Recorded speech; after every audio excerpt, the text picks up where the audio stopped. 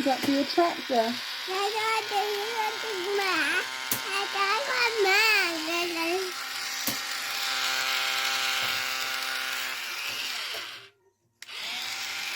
Good morning.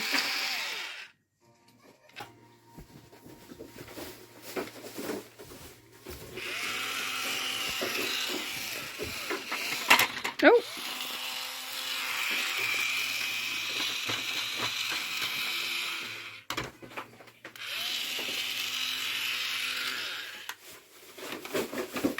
Good boy. Press the button. Press the button. Do it. Let go. Do it. Good morning. Happy Boxing Day. Went to bed a bit early last night because I was pooped. It was a long day. Ruben got up 7ish. I'm saying 7ish because I woke up at 7 o'clock. Ruben was, and I could hear Ruben singing to the teddy bear in his bed. So I'm not 100% sure what time Ruben got up, but couldn't have been much before 7 because he was still in his cot bed, like yammering on to his teddy bears. But yeah, John is attempting to get him to go down for a nap. We've just kind of potted around this morning. Ruben's opened some more presents. There's still more to be opened. It's really cute. He just likes to play. He opens one thing and wants to play with it, or if it's a book, he wants it to be read to him. As such, it's taking a long time. It sounds like he's got a million presents. It's just it takes a long time because we have to play with every item, which is cute. I've done a little bit of style shopping. Did a Boots order and a Lush order. Got some bits from the Lush sale. I've looked on ASOS. There's some really nice bits and bobs, but I'm like, oh, I don't need it. I'd like it, but I don't need it. And it's one thing buying stuff from Lush because you know you're going to use it. But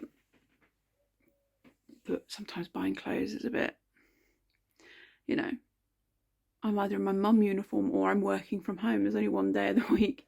So Mondays and Sundays seem to be the only day I normally leave the house. I'm not in full mum mode. So I don't know. Plans for today, we're going to our friend Nikki and Mark's 1ish for Boxing Day buffet, and their kids love Ruben and Ruben loves their kids, and they're all really good friends. So yeah, that is the plan of today. I slept really well last night, but I'm still really tired. Like, no, that's not true. I didn't sleep well. I slept long but restless. You know when you kind of you see every hour and a half on the clock? It was that kind of sleep. So I slept for a long time but very broken. I could truly go back to bed. I do worry that I'm coming down with something, which is a bit scary. I don't want to be poorly. But yeah, that is the plan of the day. I've got so much food in our fridge, it's a bit silly. I'm going to text Nikki to see if she wants us to bring something. But I know she baked and did all sorts in preparation for Christmas and Boxing Day, so she's probably very over-prepared. Hello. Afternoon. Mr. Ruben. High-vis vest and a tractor on his lap. I'm wearing the same dress as yesterday. I only had it on for a couple of hours. I was going to wear jeans, but I'm going to go and eat buffet. I do not want any restriction on the old tummy, so baggy jumper dress it is. So yeah, we're off to our friend Mark and Nikki's, and Nikki's already messaged me, but she's preheating the oven for the homemade sausage rolls, so win. So we're in a whole other mood now. We had a nice 4 hours at our friend's house, but we've come home and Darwin and Gilly have pulled a packet of mince pies off the side and eaten them, 6 between 2 skinny dogs. Mince pies have raisins in. Raisins are toxic to dogs. They could die of liver failure. So we are just waiting for John's mum to get here for Ruben, and then we're going to the emergency vets. I'm trying not to freak out. There's about 4 packs in that bloody box.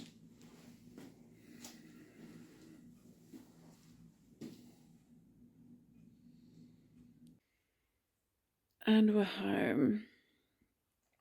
It's 9:30. As you can see, we've got Darwin there. Gilly's sat right in front of me. 2 puppy dogs feeling very sorry for themselves. In reality, we should feel sorry for Darwin. Shouldn't we, Darwin? Everyone should feel sorry for you. Not so much Gilly. So we got to the emergency vet. I can't remember what I said. We came home from our friends. We had a lovely time with our friends. We came home from our friends to find an empty packet of mince pies on the floor. And 2 very guilty looking dogs. Between the 2 of them, Gilly is the thief in our house. But if there's food on the floor, Darwin's going to eat it. So, and raisins that are in mince pies are very toxic to dogs. There's apparently something that's on the skin of a raisin that can cause their liver, kidneys to fail. So I rang the emergency vet. John's mum came and got Reuben. Got to there. Took ages. Like, our little vet is 5 minutes down the road. The emergency vet is like a 40 minute drive. Get to the vet. They get weighed. They get given an injection, and we're like, oh, okay, well that won't hurt. And the vet's like, it does hurt because it has to be administered slowly. Gilly didn't react. Darwin, bless him, did do a bit of a, it hurt Darwin. And then basically the injection was to make them sick. And I think we had like an hour and a half of that.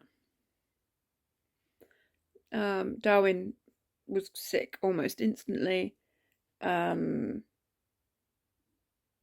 And it was all finished for him within like 10 minutes. And the vet, poor bloke, like gloves on, in the sick, investigating it. Gilly took a little bit longer to be ill, to vomit. But then he vomited pretty much continuously for an hour, which was quite distressing. Apparently the drug they give him that makes him sick also, for some dogs, make them stoned. There's an opioid. Is it opiate? Opioid. There's something in it that makes you hallucinate. Darwin quite instantly lost the use of his back legs, panicked us slightly, but the vet was like, no, that's your dog stoned. Anyway, vet discovered that poor Darwin didn't eat any mince pies, and Gilly ate the full lot himself because you could see it when it came back up. So yeah, poor Darwin went through all of that painful injection, being sick, losing everything in his tummy, and he didn't do anything wrong. He was a good boy. Gilly Beach, however, who was vomiting for like an hour, ate all the pies. Obviously it's very, I cried. I was crying in the car on the way over there. I cried when they were being sick because they shake, and I say Darwin lost the back legs, gave out. Darwin is fine now, but they're feeling very sorry for himself.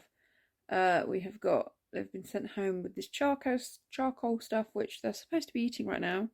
It's mixed in with their food on the floor. Neither have touched it. Darwin went up and sniffed it, and then walked away. Gilly hasn't gone anywhere near the bowl.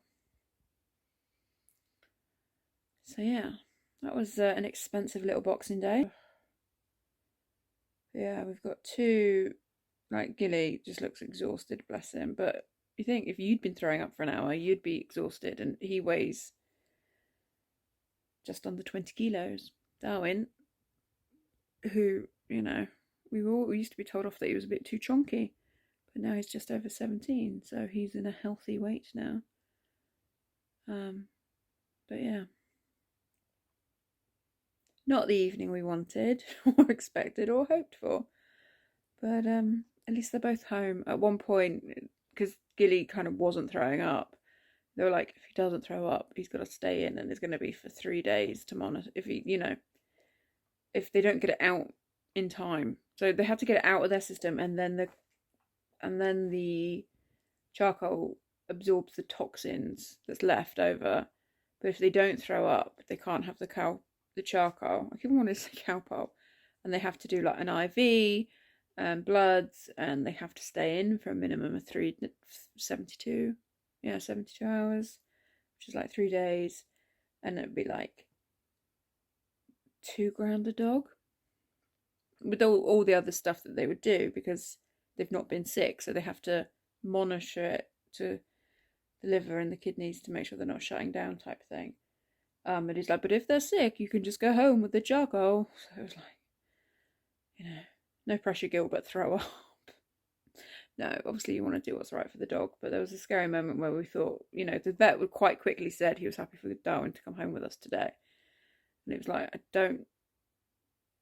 you don't want to make Darwin stay unnecessarily, but didn't quite know how Gilly would cope being there by himself. But yeah, we're home. The 2 puppies are home. John's gone to go and collect Reuben from his mum. And somehow I now have to try and convince 2 dogs to eat food that's coated in charcoal. That stinks.